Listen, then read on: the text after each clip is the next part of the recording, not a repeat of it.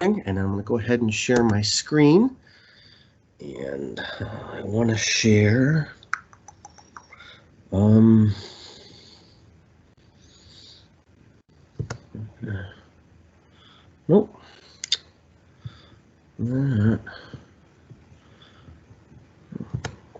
Glad I'm recording this. Let me try that again. That's what I want. No, I don't want.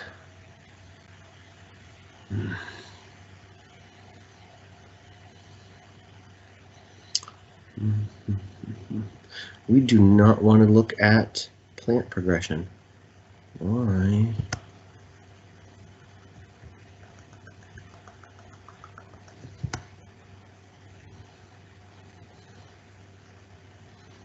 I'm going to try this.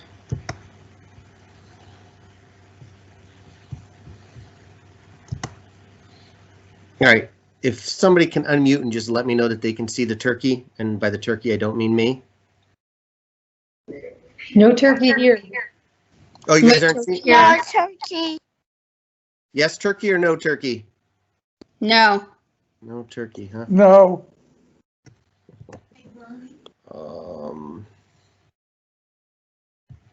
That is fantastic. What am I doing? All right.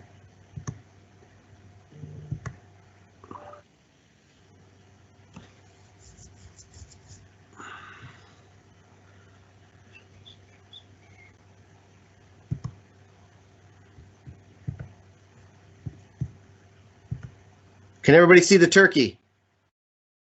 Yes. Woohoo! I got the red border. I think I got it right this time. Yes. All right. Thank you, everybody. So tonight's deep dive is about an acorn diet, and that is a turkey. And the turkey is on there because he tastes good stuff with acorns? No, the turkey's on there because they eat acorns. So let's talk a little bit about it. For those of you who haven't been on one of these before, perhaps, I like a lot of definitions, and I like a lot of setting the stage for where we are in the tree of life. And I'm going to do both of those with acorns to make sure we're all on the same page. And sometimes there's new stuff that comes out of it, because there usually is for me too. So what is an acorn? The acorn is the nut of an oak. That sounds really simple. One of my favorite questions to ask school-age kids is, what tree do acorns come from? Because there's always several of them that answer acorn tree, which makes sense when you have maple syrup from a maple tree, when you have oranges from an orange tree and apples from an apple tree, but acorns come from an oak tree. So they are the nut of an oak. And like I said, do a couple definitions. A nut is a dry, single-seeded fruit that develops from more than one carpel and does not shed its seed when ripe. So typically with a nut, you have to get inside of that nut in order to get to the fruit, the piece that you want to eat that's inside there. There's a gray squirrel with a hickory nut. And the fruit, of course, is, essentially a, well, the structure forms from the ovary of a flower, usually after the ovules have been fertilized. So you've got a fertilized flower that then forms a fruit. And that's important. When we think of fruit, I think a lot of times people think of soft structure, soft fruit. This is pokeweed, which you definitely don't want to eat. But the acorn is essentially the fruit of the oak, and it's the next generation of oak trees. And so it's really, really important to the oaks, but it's also really, really important to a lot of other critters as well. So we have several different kinds of acorns here. These small ones in the middle are willow oak. These little ones in here. We got some southern red oak, which I believe are these guys right there. And then, or I'm sorry, I think these are the southern red oak. And then these are white oak, which are pretty common around here. And I think this big one is a scarlet oak. And you can see there's different morphology and different shape. Sometimes the caps look a little different as well. And that can all help you identify the acorn or even the tree that it's been hanging on. Excuse me, been hanging on to. So where are we? Like I said, I like to point out where we are in the tree of life. So I want to take you through a couple of these here. Obviously, I hope we're all comfortable with oaks are trees, the trees that the acorns come from. They are tracheophytes. These are vascular plants, and they include everything from ferns to conifers and angiosperms or flowering plants. Speaking of which, our angiosperms are flowering plants. We got a tulip tree poplar, one of the asters here. This is a showy orchis.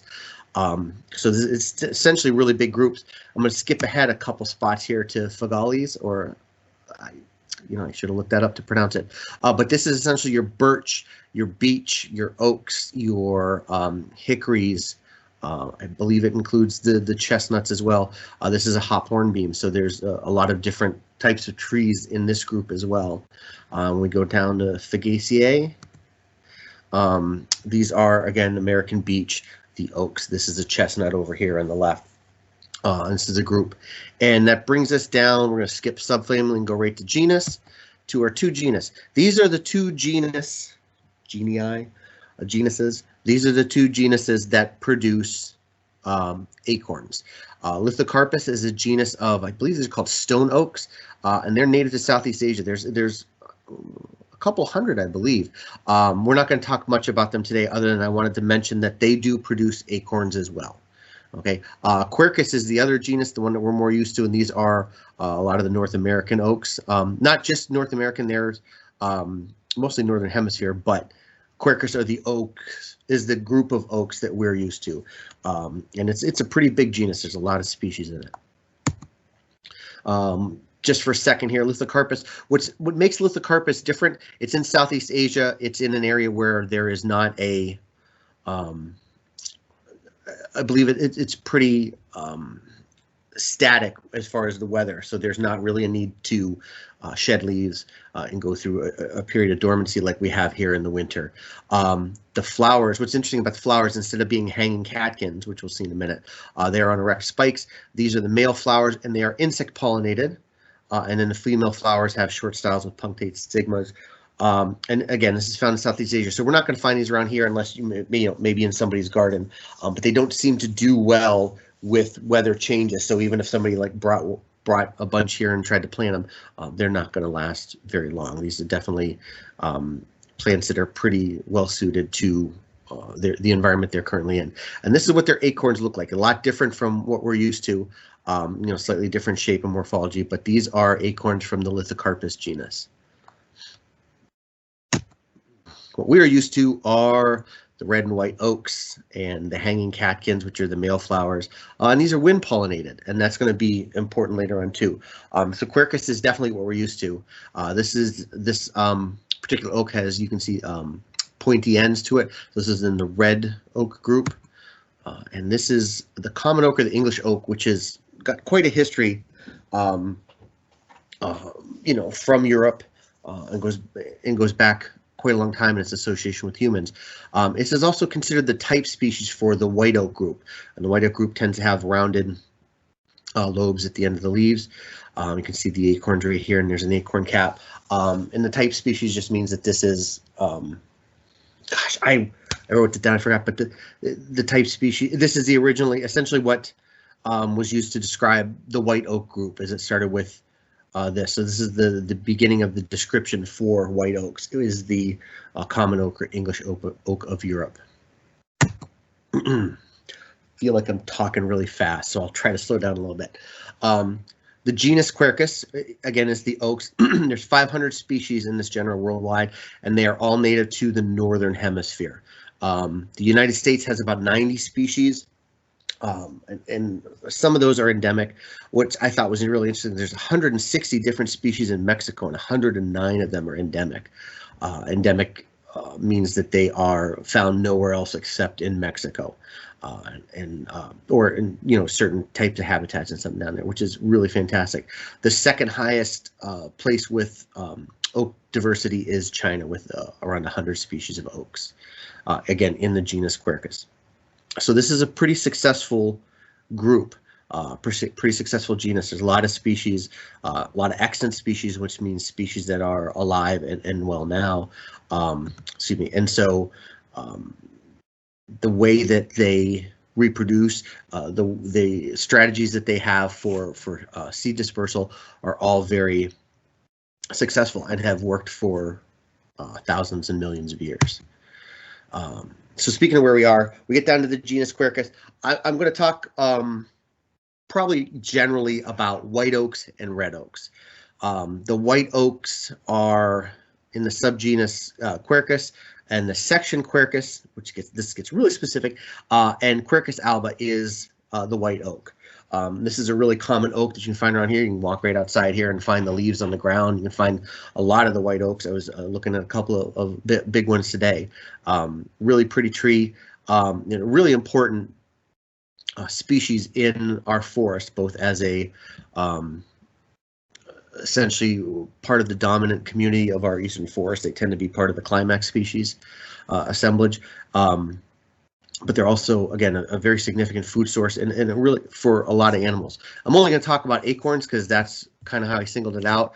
But their foliage, the oak leaves, get eaten by a lot of critters, which is surprising. And I'll mention that a little later, why that seems so surprising.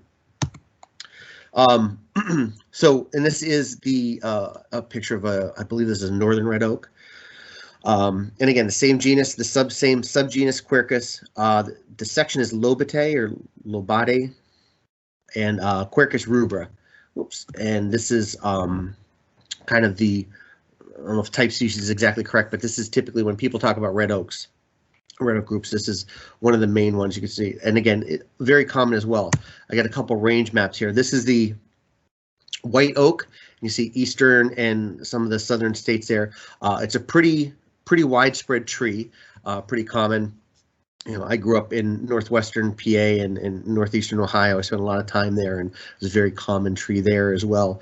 And obviously, the entire its range encompasses the entire state of Virginia. And the same with the northern red oak, Quercus rubra. It goes a little further north than the white oak, not quite as far south, but they roughly encompass the same area. And a lot of times they are very much in the same forest. And growing right next to each other. And again, easily distinguishable by the leaves. You can distinguish them by the bark. It takes a little more, a little extra work to do that, but they can easily be identified by either. And again, also by their acorns. This is a table that I essentially took a cell phone picture of from the Sibley Guide to Trees, which is a really good book. I love Sibley's bird guide, and I think the tree guide is really good as well. You can see the white oak group on the right here has the rounded lobes at the end of the tree. The different morphologies of these leaves will help you identify the different oaks. Sometimes they're widest down here, sometimes they're wider closer to the petiole here. And so in how deep or how shallow the lobes are toothed, all these things can help you identify both the white oak and the red oak. The quick and easy thing is, it's in the white oak group because it's got rounded leaves, or it's in the red oak group because it has rounded lobes, or pointed lobes, and that'll get you there quickly. We're also talking about acorns today, and you can see the two acorns look very, very different. To me, this is, and again, this part of this might be all the cartoons I watched as a kid, but this is what I always think of as the traditional acorn. I think this is the one that's probably drawn more as a generic acorn when somebody wants, especially in cartoons with squirrels or whatever the case may be. Whereas this is white oak, and white oaks tend to be favored, and we'll come back to that in a little bit, which is what's so interesting, that this would be the one that seems to be the traditional acorn that's captured in pop culture and in crafts and things like that. Whoops. Whereas this is probably the one that's consumed more, and maybe that's part of it. Maybe this one is found less, and that is why this one is more likely the one that is captured and used as the acorn shape and ideal in art and culture. One other thing to note here, because this will come back and something we'll talk about as well. White oak acorns mature much more quickly. They can mature in as little as 6 months. So they can sprout again in the fall, which is mainly when they do. But the fall after a growing season, and whether that's the fall or the spring, within 6 months they can be ready to mature. In the red oak group, it's often the second growing season, and they can be 18 to 24 months before they are ready to mature. The shells of the acorn are hairy inside for red oaks, and they are not with white oaks. But again, you've got to break through the shell to see that. And the cup scales are paler and knobby, where here the scales are brownish and flat. And again, this is, what I'm used to is the traditional acorn versus this. But these caps are very distinctive in their appearance, and that should help you, if not know exactly what species, know which group the acorn comes from if you find one on the ground. All right. And this is just part of that table. There's actually a couple more lines. It's again a really nice introduction to the oaks in the Sibley Guide to Trees. That's worth taking a read if you either have a copy or get a copy or borrow a copy. So for the oak trees, this is the goal. Get your acorn on the ground or in the soil, get it to germinate, okay, and get that oak seedling growing. This is what's really important. At this point, you don't want to eat that acorn anymore. It doesn't have the nutrients, it doesn't have the nutritional value. It's just not going to be something good that you want to eat. You want to get it before you reach this point, before the acorn reaches this point. Okay, I want to talk a little bit about mast, and this is an important term, and it speaks very much to the heart of the importance of oaks as a food source for all these different animals. Mast is a term, and I don't think this is a strictly scientific term. I think this is more of a cultural term. But mast is the fruit of forest shrubs and trees. It can be berries, it can be nuts, it can be seeds, but this is essentially the quote fruit of the forest shrubs and trees. There is the hard mast, which is essentially what we're talking about today. That's the acorns. It can also be hickory nuts, beech nuts. And then obviously the soft mast is something more like berries, like blueberries and raspberries. So hard mast, excuse me, and soft mast refer to the two different, essentially the texture, whether it's hard or soft kind of fruit that's out there to be eaten. Hard mast tends to last longer because it does have a harder shell. They tend to be a little more resistant to the ravages of time and moisture. Berries obviously don't last nearly as long in the wild as nuts and seeds would. A mast year is a year where you have a tremendous amount of mass production. For oaks, that typically means that let's see, you got a lot of white oak in your woods. You are going to notice the difference. That will be the year where every time you take a walk on the trail, you're constantly sliding on or crunching through a level of acorns, and it's a level of acorns you haven't noticed before. It can be, it's not like the acorns are flying or they're chasing you or they're singing, so they're not making that kind of an impact to you. But if you're just paying enough of attention to the walk and the texture, you'll notice really quickly. And again, I don't think I get bonked in the head, but if you're really paying attention to where you walk, you'll notice it. That mast year, you'll notice there are a ton of acorns on the ground.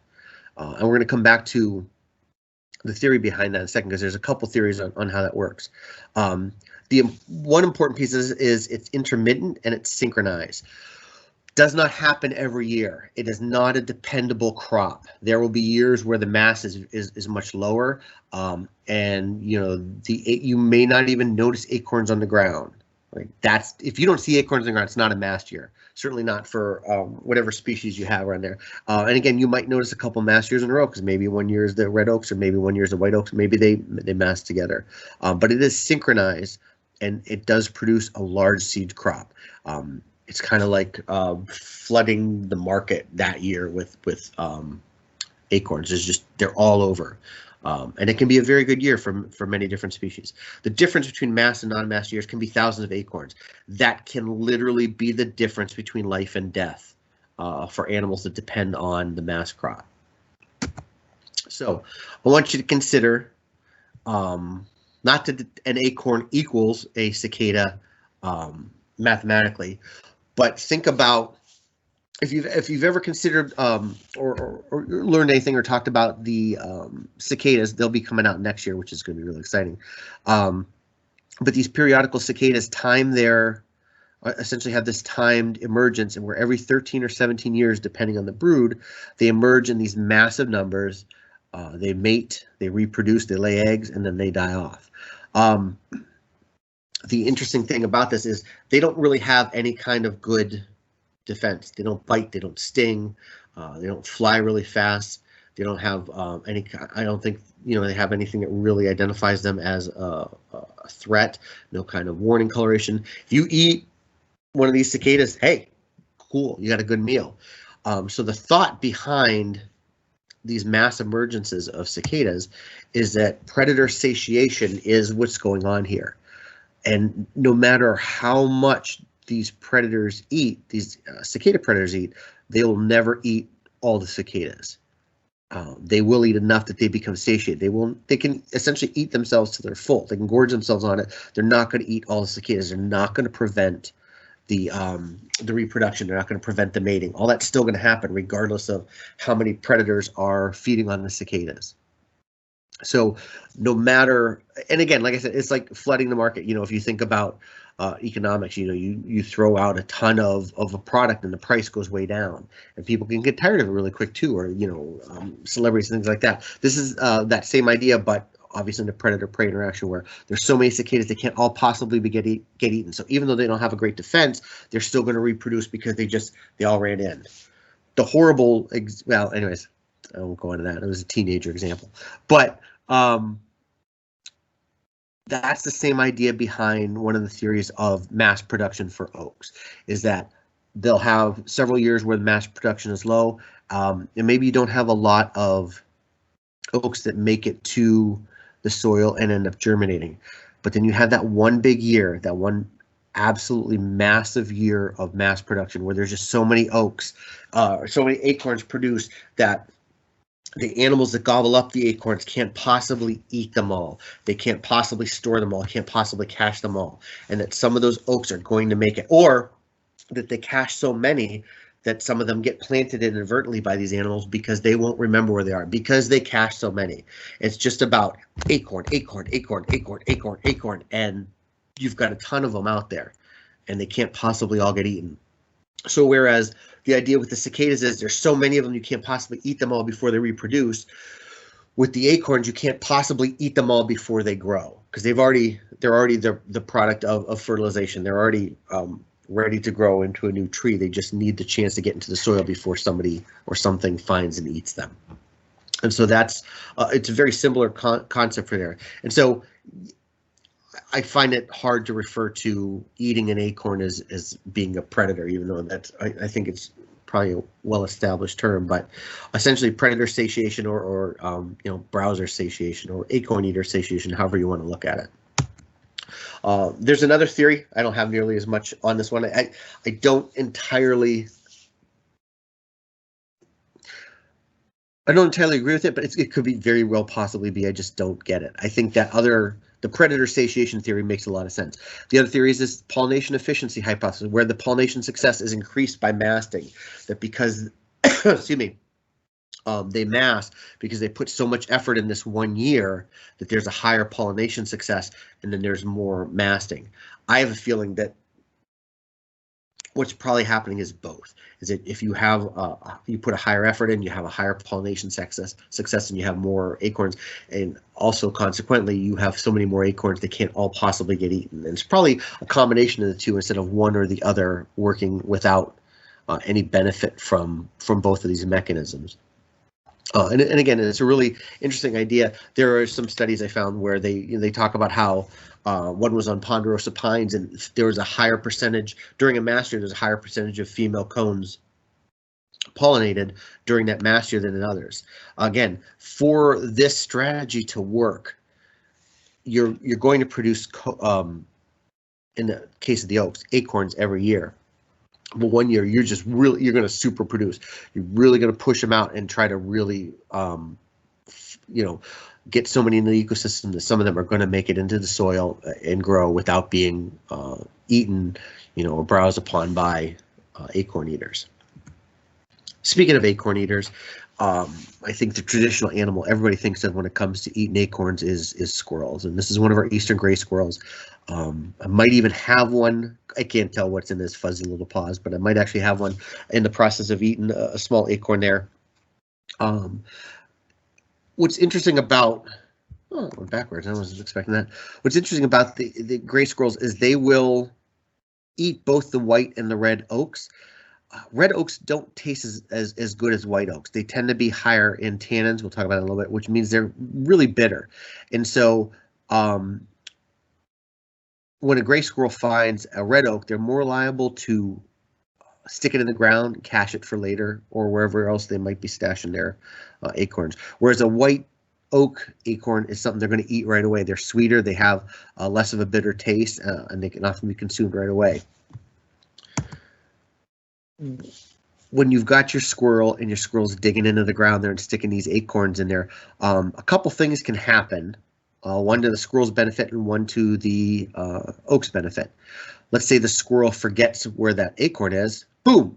You've got a brand new oak tree growing, assuming that conditions in the soil are right with the light and the temperature and the water and all these different things. But if that acorn remains there undisturbed for the proper amount of time, shorter for a white oak, longer for a red oak, they'll grow.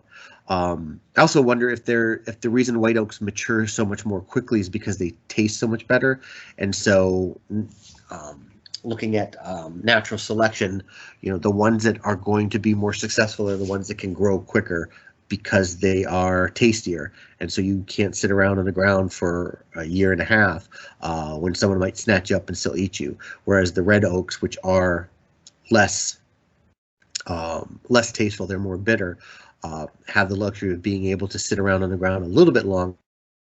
They are snatched up, or before they get snatched up or eaten.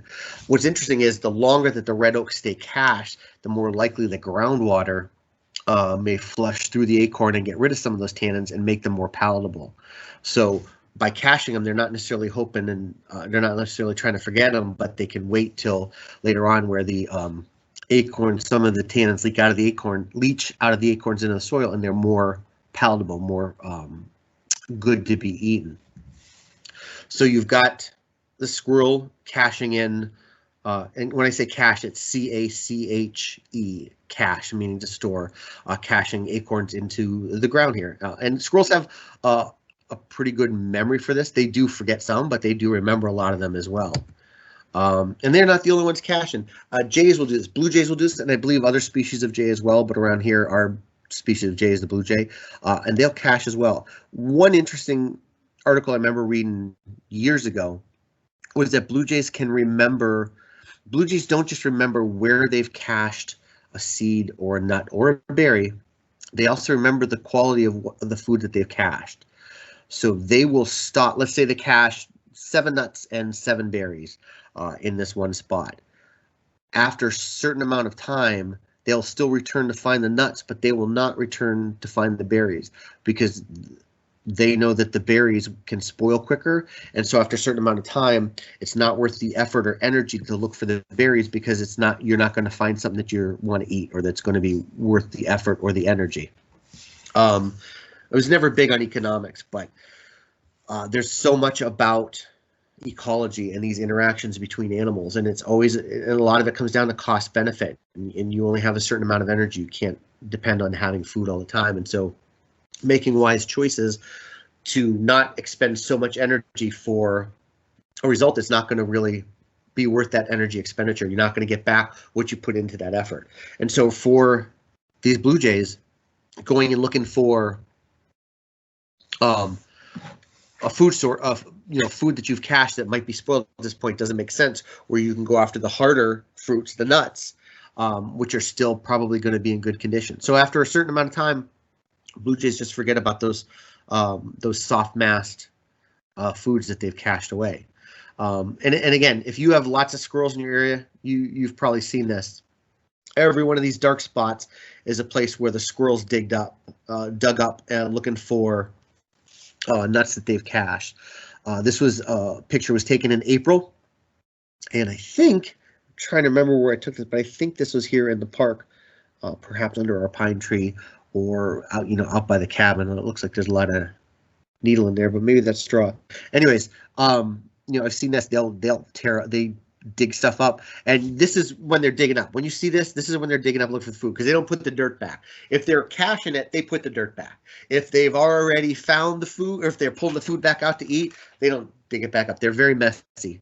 It's not something that I want my park mates out there. But again, they do have a pretty good memory, and I believe they can also use the sense of smell to help them find these as well. But the longer some of those acorns have been in the ground, the more likely they could have been.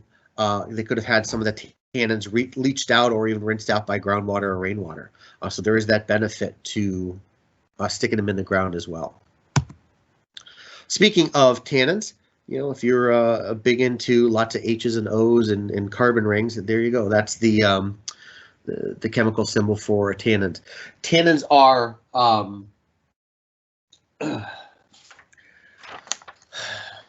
they are, I'm trying to remember how I want to say this. They're bitter. They don't taste good. Okay. If you eat a lot of tannins, they can actually prevent protein metabolism, if I remember correctly. And so it can be very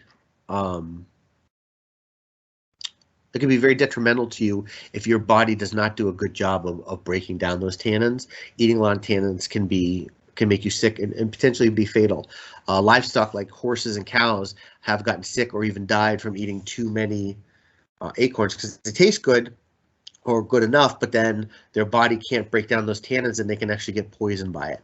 Some animals that specialize on eating oaks are very good at metabolizing tannins, or they vary their diet so they eat other things so they're not just loading up on acorns, which can then lead to high levels of tannins, which can be really deleterious to your health, make you sick or even die. Let me just say here. I want to talk about, oh yeah, so again, coming back to this right here, this is the goal for the oaks, is to hatch, or is to germinate, is to have this young oak grow from the acorn that's made it into the soil. But for a lot of other animals, it's about getting to that acorn ahead of time. Again, I think we all know, rodents certainly are going to be a lot of the eaters of acorns. So on the left here, we got the eastern gray squirrel, white-footed mouse, eastern chipmunk.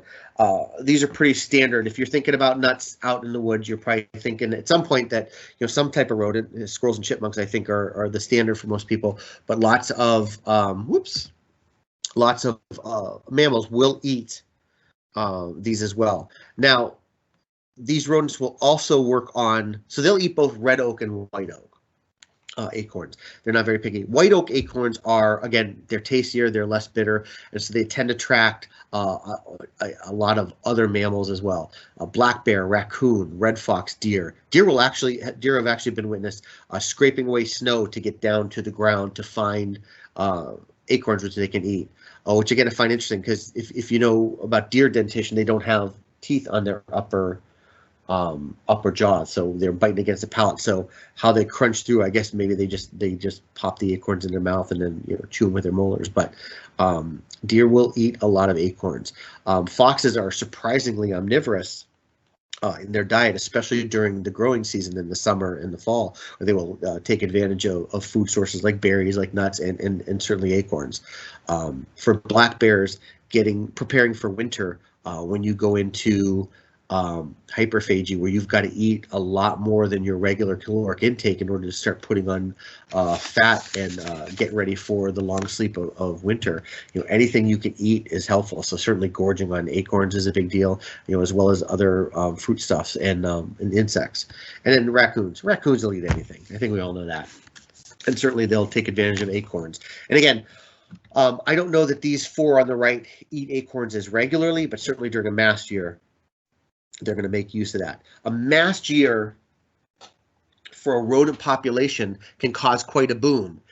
And then, if you remember your general ecology, if your rodent numbers go up, then your predator numbers go up. Now, it's typically only going to be 1 year, so the next year rodent numbers are going to go back down, and your predator numbers will follow that, maybe the following year. But a mast year can be a really good year, just like for a year when the cicadas come out. That could be a really good year for insect predators. Anything that's going to eat insects and take advantage of that food source, they're going to have an extra good year of food and reproduction and raising young. But at some point, those numbers are going to come back down because those cicadas aren't going to be there every year, just like the acorns aren't going to be there every year. If you like to bird, if you remember several years ago, we had snowy owls in the area for a couple years. That was the result of a really good lemming year, where there were so many lemmings and there was a really high success rate in the nests of snowy owls, and they had so many snowy owls that they had to go further than they normally do in order to find territory where they could overwinter. So again, these events are great for animals that year, but you can't depend on this mass crop regularly. It just and that's, I think, to me, part of that that predator satiation hypothesis, where, if you had a mass year every year, if you produced high numbers of acorns every year, all these critters right here are going to keep eating, and they're going to have more young, and the young are going to be successful because they have more acorns, and they're going to get those numbers to get higher as well, and that'll reduce your success rate of producing the next generation of oaks, because they're constantly feeding on that. But when you have a high massed year, and you have several years of low or no production of acorns, certainly low production of acorns, those animals can't take advantage of that every year. Their numbers go back down, so that when you have another massed year, those seed predator numbers are low enough that they can eat as many as they want, but they're never going to eat that whole crop. And so that's the idea behind that. And again, one of the thoughts behind the cicadas is that 13 versus 17 are both prime numbers, and it's hard to synchronize the life history for an insect predator's life history around that number. And so that's the advantage of taking so long in between large mass gatherings to reproduce and to mate and reproduce. So you might have seen this because I went ahead a little bit there, but do birds eat acorns? Well, you've already seen the turkey and you've already seen the blue jay, so you've got two down. But there are a lot of bird species that take advantage of it. And what's interesting is, I think the bird species will eat both the red and the white. I don't know if they're as picky about the taste of the tannins, but there's a lot of bird species here. I'm just going to run through them real quick so everybody knows what we're seeing here. We got a red-bellied woodpecker and a red-headed woodpecker. This is an eastern towhee. This is, I almost said the wrong thing. That is an American crow, ruffed grouse, tufted titmouse, northern bobwhite, white-breasted nuthatch, brown thrasher, your wild turkey, ring-necked pheasant, non-native species, and blue jay. And again, this is, I believe, a European species, the pheasant, but they have oaks over there too, and so it's eating probably different species of oaks than the species would have when they were in Europe, but they're still finding oaks. You'll notice we got a pheasant, turkey, bobwhite, grouse, some ground-feeding birds here. We also have some perching birds as well. So there's many different species that are taking advantage of this suddenly very abundant food source to make sure that they're to feed to their young, and obviously eat for themselves. Probably caching. These guys do it. Nuthatches do a lot of caching. I don't know how well they can cache acorns.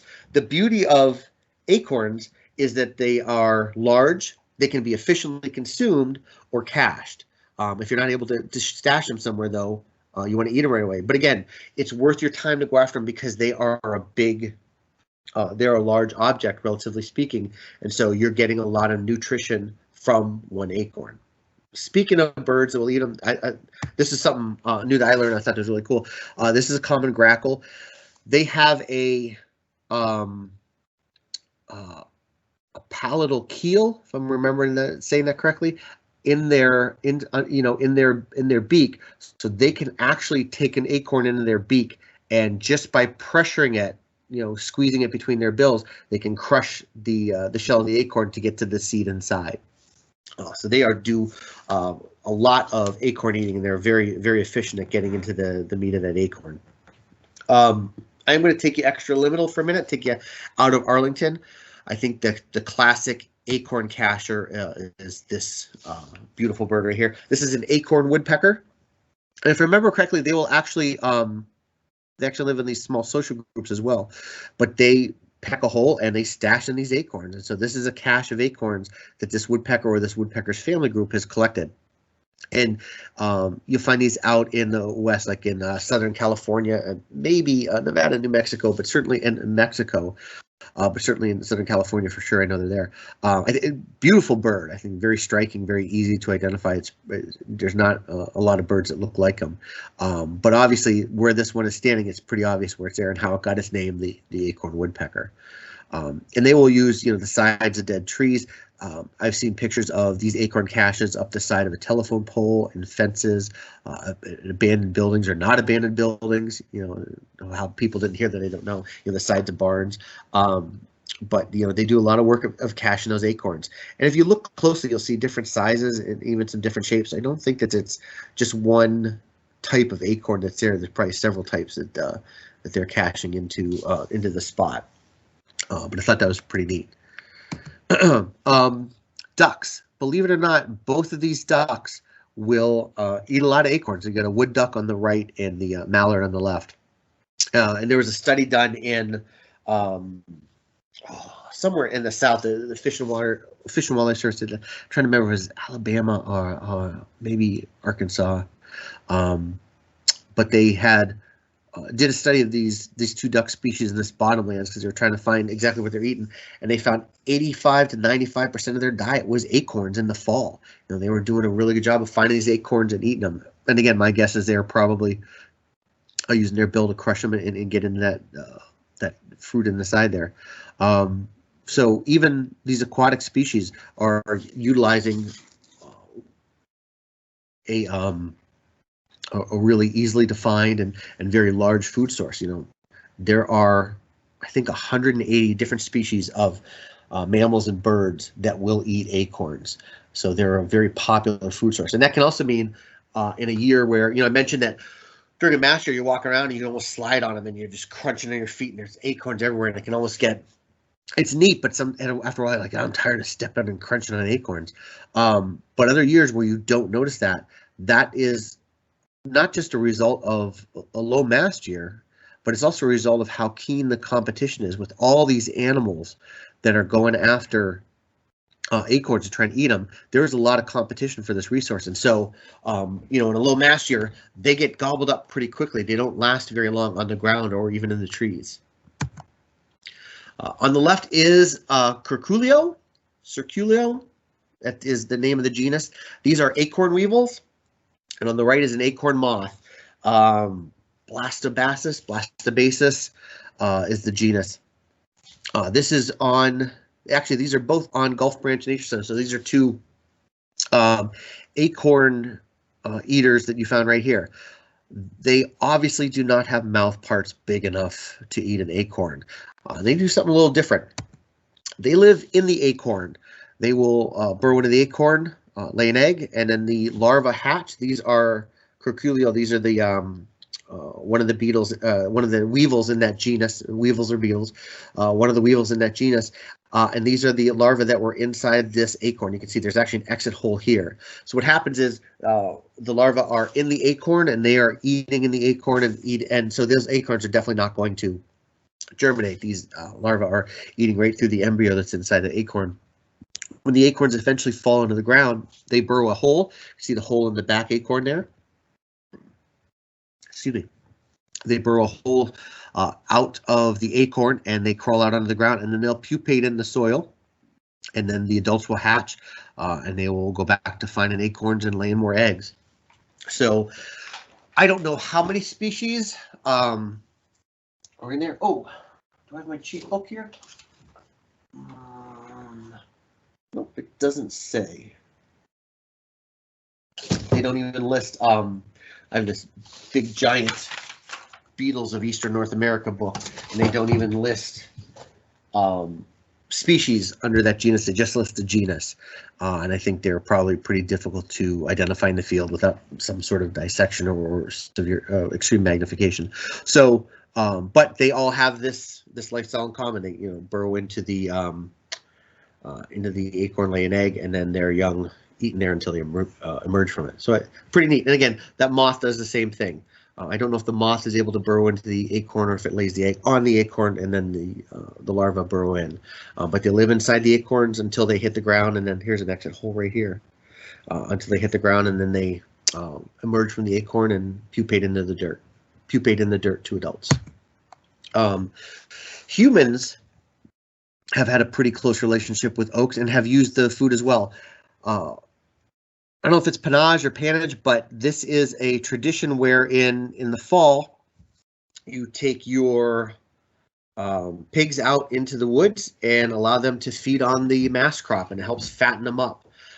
This is still done in Spain and Portugal and in I think it's the New Forest area of southern England, where in the fall you take your pigs out and have them feed on the acorns. Here's a more contemporary vision of that. And you can see the pigs root through soil. Like it can be pretty destructive. That's why feral pigs are such an issue in the South. Where you have them, they can really make a mess of an area. Also, they can be really grumpy to visitors as well, but that's a whole other story. But this has been a tradition, I think, at least since the 1400s, where you take your pigs out and you take advantage of this year. And certainly, if it's a big mast year, that's really helpful with the pigs. And again, I don't think it affects pigs as much. Horses and cows, you'll want to keep them out of. My phone just showed me your question, Jennifer. Give me a second, I'll get to that, if it's okay. Horses and cows cannot digest these acorns, and if they eat too many, they can get sick and even die. Pigs don't seem to have that problem. Pigs seem to eat, seem to be able to eat a lot of things without having any real issues. So again, this is a really traditional way of fattening up your pigs in the fall.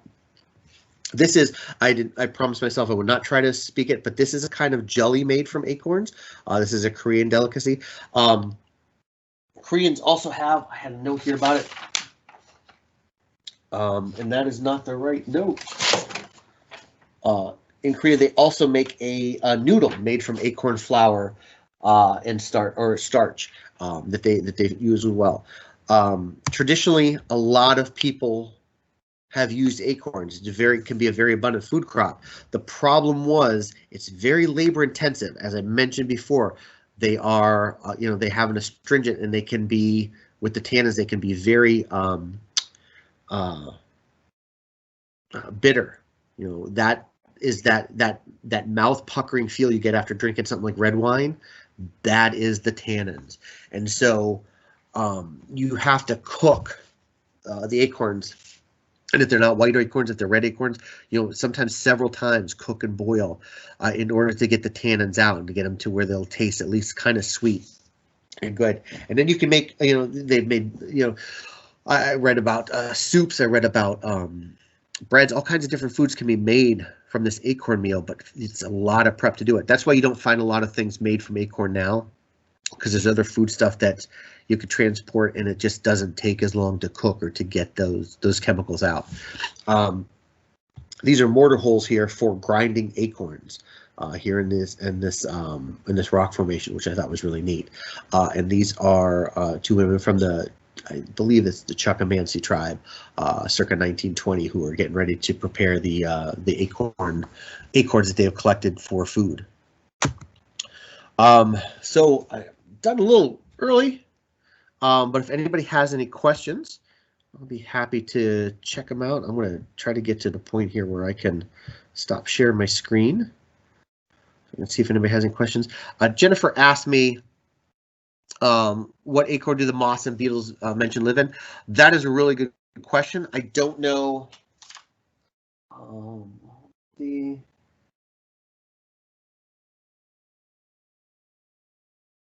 What's interesting, so it doesn't say which acorn, but I got the acorn weevil page open here in the beetle guide, and it says they will the females chew holes in acorns, but also hickory nuts, beech nuts, hazelnuts, and pecans. So my guess is they're probably not picky about any kind of acorn. It doesn't matter which species they're on; they will go ahead and dig into any of those. Why are they called red and white oaks? That's a fantastic question. I was thinking about acorns. I wasn't thinking about why they're called that. I'll be right back to that that question there, Peter. I don't know about the moth, but moths tend to be very species specific in their feeding, especially their larvae, like caterpillars. Sometimes if you don't have the right kind of plant, you won't have the moth or the butterfly, because they will only eat one plant as a host species for as young. So it's possible that acorn moth could be. I'm gonna see if I can look it up while we're talking. It's possible that the acorn moth could only be one kind of acorn, but I don't know off the top of my head what kind that might be. Thank you. No problem, no problem. Peter, that's a fantastic question on why they call them white and red oaks. I honestly have no idea. But I can see if I can find that up, and I'll include that in my email when I send out the survey and the link to the recording. I can check that for you. Ginger, when you say a big mass season is synchronized, does that mean that oak trees in a certain area all will? Whoo! Okay, hold on. Let me open the chat there because popping up on my phone, but I can't read them fast enough. Oh, that's not how. There we go. When you say big mass synchronized, does that mean that oak trees in a certain area all will have a big mass at the same time? Yeah, and I realized as I got close to the program, I didn't actually check to see if that's one oak species or if that's all the oak species. I feel like it might be one species at a time. We don't know. I'm not a scientist or researcher, but I don't think there's a complete consensus yet on what causes a mass season. What are the conditions that make that right? There is some understanding that trees do communicate in ways that we don't hear or see, that through pheromones and chemicals and other things, and so they can often respond to other trees fending off pests. They can often respond to other kinds of threats like that. So there's probably some kind of information exchange between the trees that this is the year we're going to produce lots of acorns. But how they, whether it's all the oak trees or just a few, I don't know. I will file that one away to answer as well. And because we're at the end of the program, if you want to unmute and just ask the question, that is also fine. But I am able to pull them out of the chat if anybody has any questions. What is the best way to harvest acorns and dry them out for human consumption? I missed the last part. What's the best way to harvest? And then I didn't hear the rest. So I believe when you harvest acorns for human consumption, do you have to dry them out? Is there a good practice for gathering that you can eat the acorn yourself? There probably is. I don't know. That would be a good question for to look up on, say, like a foraging website. I'm sure that information's out there. I don't have it off the top of my head, so I don't know if I'd be able to answer that. But everything I've read, it takes a couple of rinses or a boil or two to get that real bitter taste of the tannins out before they're palatable, before they get to that sweet, more sweetish flavor that they have. So I don't have an answer to that. I'm sure there are websites out there that can get you that. And again, I would check for some kind of foraging website. That's probably where we're going to find that kind of information. Or maybe if you can find some traditional Native American recipes. There is a rich tradition of, I showed you the picture of the two women from, I believe, the Chuckamancy tribe. That's I think Southern California. And Southern California obviously borders up on Mexico, which is, I mentioned, one of the real rich oak diversity places. There's a rich tradition of using acorns for different kinds of food sources in the Native American tribes from California, where there's a lot of different species, and so there was a lot of collecting of acorns and using them for different kind of food sources. Where you have a higher diversity of oaks, you'll also find that people will tell you which ones taste better, depending on what was collected. Again, around here, the really tasty one is white oaks. That's what tends to be preferred by mammals. Okay, thank you. No problem. Yeah, I'm sorry I don't have an answer for that, but I'm not sure where. The place I would start would be, a foraging website, or see if you can find some of the traditional ways of collecting and preparing acorns. And here in North America, that's most likely going to be through Native American groups that people that use these resources and live them. And again, right now, when we have so many other food sources that aren't as bitter, don't take as long to prepare, you don't see that see them used nearly as often.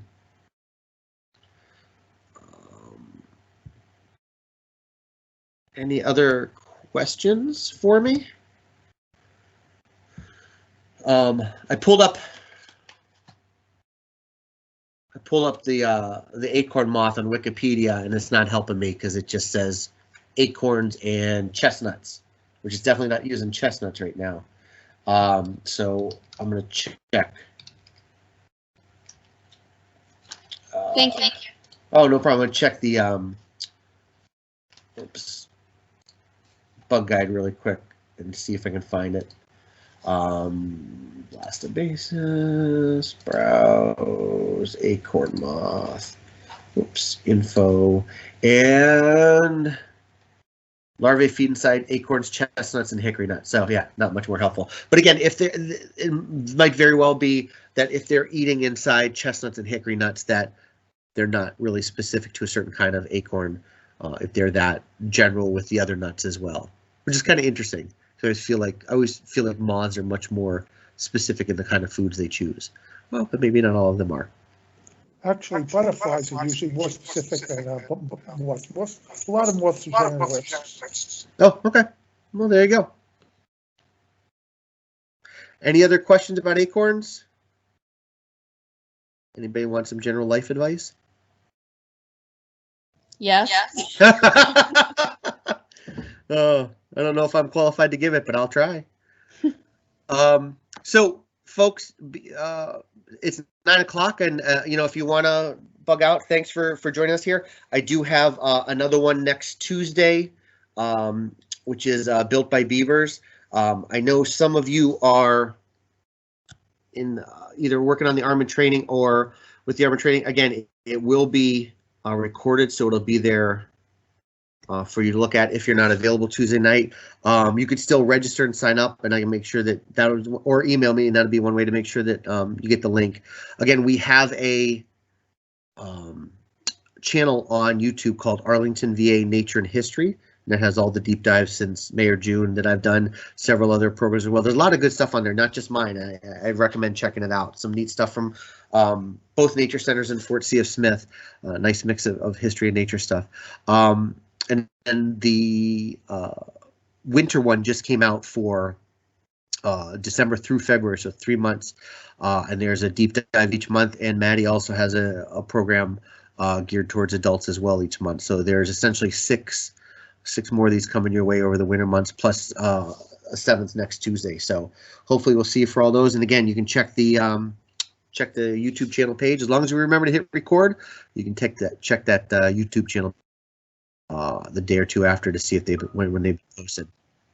Oh, you're welcome. So thank you everybody for coming. I am going to head out, and I got some other stuff to do. You're welcome. It was good seeing you again, kiddo. Thanks for coming tonight. Do you have a roster for next week to see if I'm on it? I sure do. Who's asking me that? Jennifer Nathanson. All right, Jennifer, I will check and I will get back to you. And if not, I'll let you know either way. I can check. Okay. As soon as we hang up here. Thank you. Not a problem at all. And I got your email because I think you emailed me today, and I'll let you know. Thanks. Sure. Can you check for us as well too? I also sent you an email to verify because I don't remember getting confirmation about that one. But if you could check for us, we want to attend the Beaver one as well. Okay, I usually don't send out the confirmation until the day of, because the registration closes the day before. So I will, but I'll check and make sure, and I can let you know as well. Okay, Absolutely. yeah. If it didn't work out, just let me know. I'll go back and sign up again. Okay, not a problem at all. Thank you. Thank you. Sure, have a good one. Bye-bye.